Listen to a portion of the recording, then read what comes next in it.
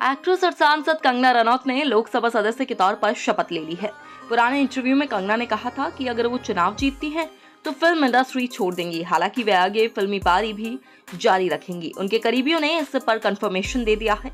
उन्होंने कंगना की upcoming release emergency से जुड़ी अहम जानकारी दी है। फिल्म तो चंदू चैंपियन के साथ रिलीज होनी थी, पर चुनावी व्यवस्थाओं के चलते उस डेट पर फिल्म नहीं आ सकी। हालांकि फिल्म को जल्द ही रिलीज करने की तैयारियां चल रही हैं। कंगना से जुड़े करीबी सूत्रों ने कहा, एक बार संसद सत्र खत्म हो जाए तो फिल्म रिलीज पर तस्वीर स्पष्ट हो सकेगी।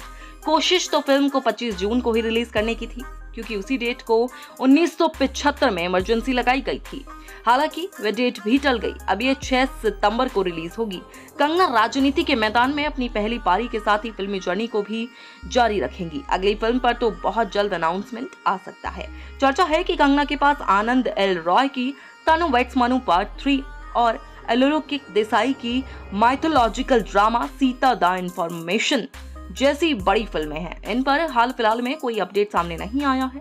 फिल्म इमरजेंसी को एसोसिएट राइटर जयंत सिन्हा बताते हैं, फिल्म में काफी रिसर्च वर्क है, पर इसका मतलब ये नहीं है कि इसकी कॉमर्शियल वैल्यू को किनारे पर रख दिया गया। दोनों पहलुओं में सटीक संतुलन साधा गया है। इंदिरा गांधी से जुड़ी कई ऐतिहासिक जरूरी जगहों पर रिसर्च के लिए लोग गए, जैसे इंदिरा गांधी मेमोरियल, फिर लखनऊ विधानसभा की लाइब्रेरी। वहां बुक फॉर्म में तत्कालीन लोकसभा की प्रेसिडेंटिंग रखी हुई है। हमने 1975 से 77 तक और फिर जिस पीरियड में इमरजेंसी लगी थी तब तक की लोकसभा में बहस क्या होती थी, वे सारी रिसर्च वहां से ली। जयंत आगे बताते हैं, उस जमाने के 2 दिग्गज लीडर थे, वसंत साठे और अटल बिहारी वाजपेयी।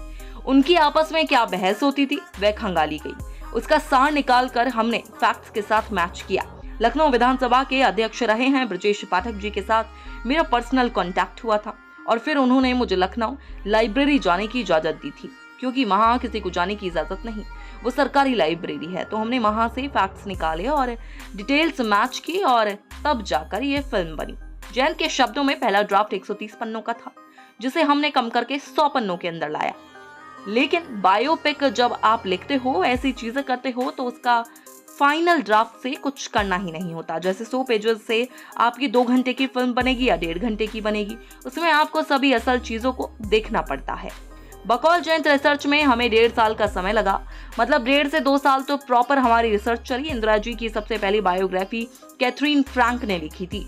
बुक का नाम था Indira the life of India Nehru Gandhi. वो बहुत मोटी किताब थी। जनरल लैंग्वेज में कहें तो पूरी किताब को पढ़कर उसका निचोड़ निकालना। फिर कूमी कपूर की book the emergency A personal history पढ़ना। इसके बाद में कुलदीप नायक ने जो बुक इमरजेंसी की इनसाइड स्टोरी लिखी थी, फिर खुशवंत सिंह ने जो लिखी थी, वही एंटी इमरजेंसी के जो राइटर थे उन्हें भी पढ़ना और जो प्रो इमरजेंसी थी उन्हें भी पढ़ना था। जयंत के मुताबिक इसका पहला ड्राफ्ट रितेश शाह ने लिखा था। जब मणिकर्णिका में ऑन बोर्ड था तब एक एसोसिएट राइटर था। इसमें मेरा स्क्रीन प्ले और डायलॉग भी है। स्टोरी कंगना मैम की है और स्क्रीन प्ले और डायलॉग में रितेश शाह और मैं भी हूँ। कंगना आगे भी फिल्म करेंगे, इस बात का भी उन्होंने पूरा कंफर्मेशन दे डाला। 100 न्यूज़ की रिपोर्ट।